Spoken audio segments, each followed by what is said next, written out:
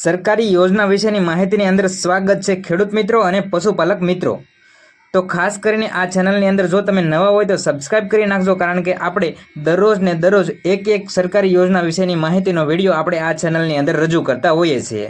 તો આજના વિડીયોની અંદર આપણે માહિતી જોવાની છે પશુધન વીમા સહાય યોજના, અને ખાસ કરીને જણાવી દઈએ કે આ ખેડૂત પોર્ટલ ઉપર 1/6/2026 થી આ યોજનાની અરજી ચાલુ છે, અને છેલ્લી તારીખ તમને જણાવી દઈએ તો 15/7/2026 એટલે કે છેલ્લો દિવસ આજે છે। જો તમે એક દિવસની અંદર આ યોજનાનો લાભ લેવા માંગતા હોય તો લઈ લેજો, બાકી આ યોજનાની અંદર આપણે સંપૂર્ણપણે માહિતી આપવાના છીએ।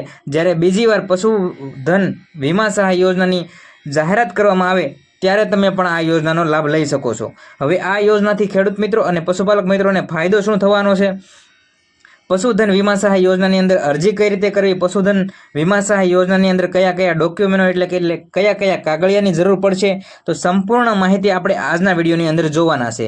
અને જો તમારે કોઈ પણ યોજના વિશેની કોઈ પણ પ્રશ્ન હોય તો અમને અચૂકથી કોમેન્ટ કરો, અમે તમારી કોમેન્ટનો જવાબ આપશું, અથવા તો તમારી કોમેન્ટ પ્રમાણે કોઈ પણ સરકારી યોજના વિશેની માહિતી જોતી હોય તો તમારી કોમેન્ટ પ્રમાણે અમે જે સરકારના નવા નિયમો જાહેર થયા છે 2026 મુજબ, તે મુજબ અમે તેની માહિતી એકત્ર કરશું અને તેનો વિડીયો આ ચેનલના માધ્યમથી રજૂ કરશું। તો ચાલો આપણે આજે શરૂઆત કરીએ પશુધન વીમા સહાય યોજના વિશે, અને ફરીવાર જણાવી દઈએ કે 15/7/2026 આ ખેડૂત પોર્ટલ ઉપર છેલ્લી તારીખ છે પશુધન વીમા સહાય યોજનાની અંદર અરજી કરવા માટેની। તો આપણે માહિતી જોઈએ પશુધન વીમા સહાય યોજના શું છે। ગુજરાત સરકારના પશુપાલન વિભાગ દ્વારા આ ખેડૂત પોર્ટલ પર ચાલતી પશુધન વીમા સહાય યોજનાની માહિતી આપણે જોવાના છે, અને આ યોજનાનો મુખ્ય હેતુ શું છે અને આ યોજનાથી પશુપાલકોને લાભ શું થાય છે તે પહેલાં આપણે સમજી લઈએ, અને ત્યારબાદ આની અંદર આપણે અરજી કઈ રીતે કરવી તે સમજશું।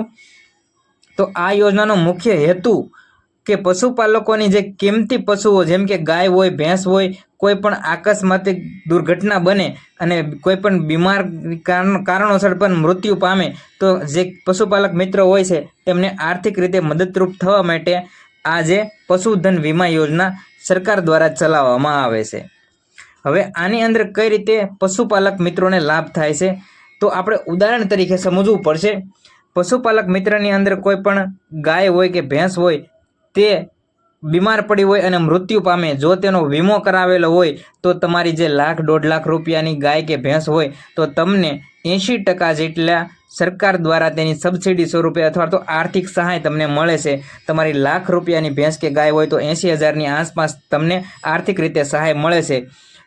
કોઈ પણ આકસ્મિક કારણોસર, બીમારીના કારણોસર તે ગાય કે ભેંસનું મૃત્યુ થયું હોય તો આ વીમો દરેક પશુપાલક મિત્રોએ કરાવી લેવો જરૂરી છે।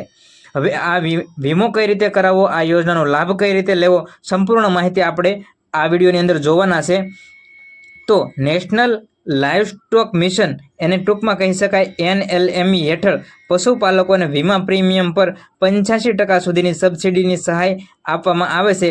પશુપાલક મિત્રએ માત્ર ને માત્ર બાકી રહેલું પ્રીમિયમ ચૂકવવાનું રહેશે। હવે આ સહાય મેળવવા માટે નિયમો શું છે, નિયમો ખાસ જરૂરી છે, કારણ કે આ નિયમો હોય તેને અનુરૂપ તો જ તમને લાભ મળે છે।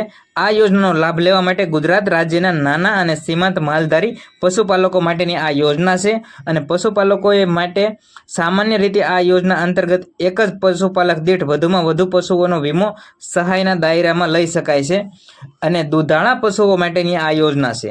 દેશી કે સંકર જાતના સુધારેલા જે દૂધાળા પશુઓ છે તેમના માટે જ આ યોજના છે। ગાય હોય, ભેંસ હોય, જે દૂધાળા પશુ હોય તેના માટેની આ યોજના છે। અને અરજી કઈ રીતે કરવી અને કયા કયા દસ્તાવેજોની જરૂર પડશે, તો ખાસ કરીને ઓનલાઈન ફોર્મ ભરતી વખતે અથવા તો નજીકના પશુ દવાખાને તમારે જઈને આની અરજી કરવાની હોય છે। પરંતુ ઓનલાઈન કઈ રીતે, તો આ ખેડૂત પોર્ટલ ઉપર આની અરજી થાય છે। આ ખેડૂત પોર્ટલ ઉપર અરજી કરવી અને ત્યારબાદ જે તેની પ્રિન્ટ કાઢી અને તમારે નજીકનું જે પશુ દવાખાનું હોય તાલુકા કક્ષાએ ત્યાં તમારે મળવાનું હોય છે। હવે આની અંદર અરજી કઈ રીતે કરવી અને એની અંદર ડોક્યુમેન્ટ કયા કયા જોશે, તો સર્વપ્રથમ તમારે આધાર કાર્ડ જોશે અને રજિસ્ટર તમારો મોબાઈલ નંબર હોય છે। આધાર કાર્ડ સાથે તમારો મોબાઈલ નંબર હોવો પણ જરૂરી છે। બેંક પાસબુકની નકલ અથવા તો તમારું જે ચેક એકાઉન્ટ ચલાવતા હોય ચેક હોય તે, અથવા તો પશુપાલક મિત્રોનો પુરાવો જો તમે પશુપાલન કરી રહ્યા છો તો તેનો પુરાવો તમારે કઈ રીતે લેવો? જો તમે કોઈ દૂધ મંડળીની અંદર દૂધ ભરો છો ડેરીની અંદર, તો ત્યાંથી તમારે એક લેખિતમાં કાગળ હોય જેને પ્રમાણપત્ર આપણે કહી શકાય, તે ચાલે. નહીંતર તો અત્યારે તમે તલાટી મંત્રી પાસે અથવા તો સરપંચની પાસેથી પણ આ જે પશુપાલકનો પુરાવો તમને આસાનીથી મળી જશે.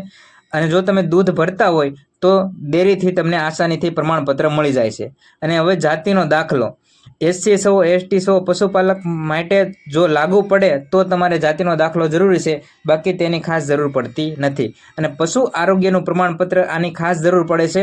સરકારી પશુ ચિકિત્સક દ્વારા પશુ તંદુરસ્ત હોવાનું અને તેને બજાર કિંમત નક્કી કરતું પ્રમાણપત્ર.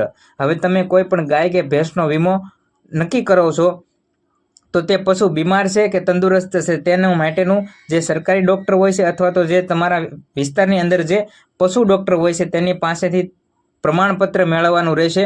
તે પશુની કિંમત કેટલી છે અને તે પશુ તંદુરસ્ત છે એવું પ્રમાણપત્ર તમને જે પશુપાલક ડૉક્ટર હોય છે તેની આગળથી મળી જાય છે.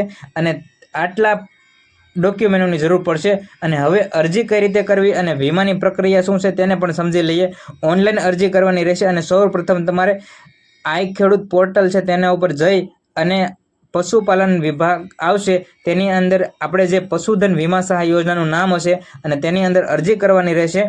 અરજી કર્યા બાદ એનું ફોર્મ કન્ફર્મ થાય પછી તેની પ્રિન્ટ લઈ અને પ્રિન્ટની પર તમારે જે ડિટેલ્સ ભરવાની હોય છે, જેમ કે સહી, પશુપાલક મિત્રનું નામ અને આવી નોર્મલી ડિટેલ્સ હોય છે તે ભરી અને તાલુકા કક્ષાએ જે પશુપાલનની કચેરી હોય તેની અંદર તમારે 7 દિવસની અંદર પ્રિન્ટ અને જરૂરી જે દસ્તાવેજો હોય છે, જેમ કે આધાર કાર્ડ, જે તમે પશુપાલક હોવાનું પ્રમાણપત્ર મેળવ્યું હોય તે અરજી કર્યા બાદ તેની પ્રિન્ટ કાઢવાની અને તેની પાછળ જે આપણે ડોક્યુમેન્ટ જોયા તે તમામ ડોક્યુમેન્ટને સ્ટેપલર વડે પિન મારી અને તમારે જો પશુ દવાખાનું હોય છે ત્યાં તમારે વેરિફિકેશન કરવા માટે તેનો સંપર્ક કરવાનો રહેશે અને આ ફોર્મ તમારે ત્યાં આપવું જોશે.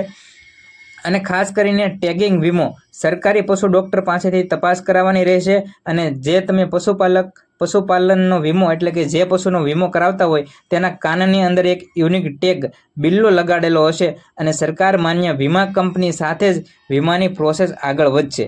હવે પ્રીમિયમ કઈ રીતે ચૂકવવું? તો પશુપાલક મિત્રએ પોતાનો કિસ્સો ચૂકવ્યા બાદ બાકીને 85% સરકાર દ્વારા સીધી વીમા કંપનીને ટ્રાન્સફર કરી દેવામાં આવશે.